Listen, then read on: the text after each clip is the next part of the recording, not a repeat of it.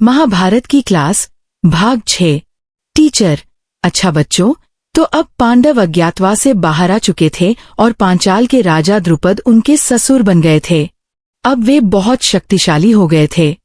हस्तिनापुर में यह खबर आग की तरह फैल गई। बच्चा। सर, फिर तो दुर्योधन बहुत डर गया होगा। टीचर। डर भी गया और उसकी जलन और भी बढ़ गई।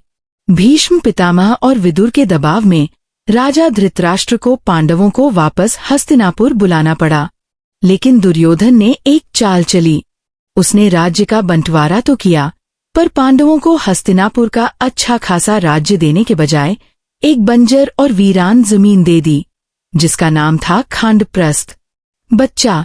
ये तो धोखा था सर। टीचर। हाँ, था। लेकिन पांडवों ने उसे भी स्वीकार कर लिया। उन्होंने अपनी मेहनत और भगवान श्री कृष्ण की मदद से उस बंजर जमीन को स्वर्ग जैसा सुंदर नगर बना दिया और उसका नाम रखा इंद्रप्रस्थ। बच्चा।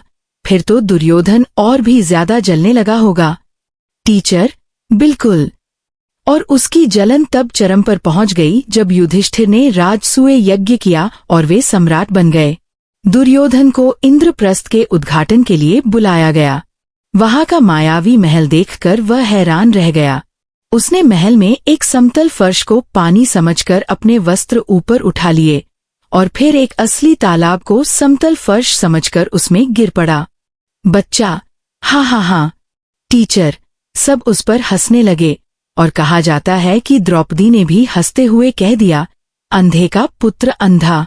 यह बात दुर्योधन के दिल में चुभ गई और उसने द्रौपदी से बदला लेने की ठान ली। बच्चा।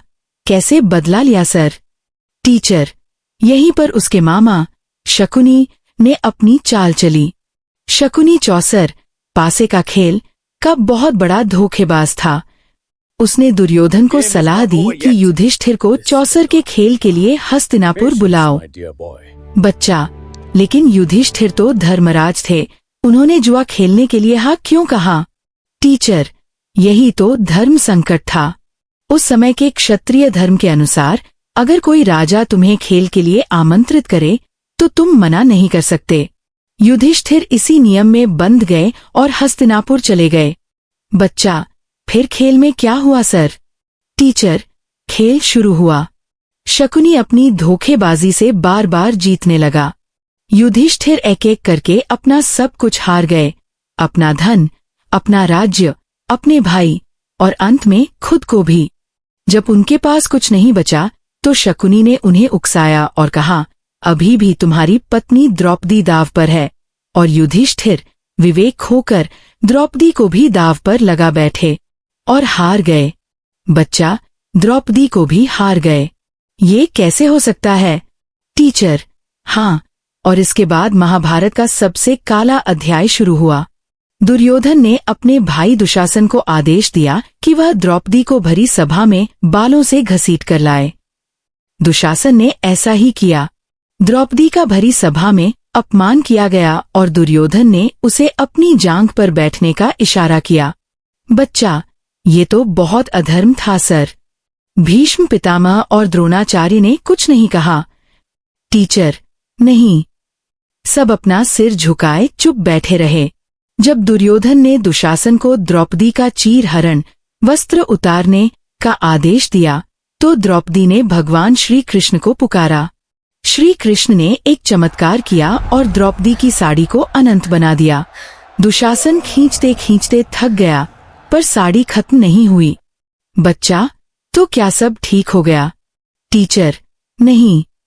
राजा धृतराष्ट्र ने डरकर पांडवों को आजाद तो कर दिया, पर दुर्योधन ने उन्हें फिर से एक आखिरी खेल के लिए ललकारा। शर्त थी कि हारने वाला 12 वर्ष का वनवास और 1 वर्ष का अज्ञातवास भोगेगा।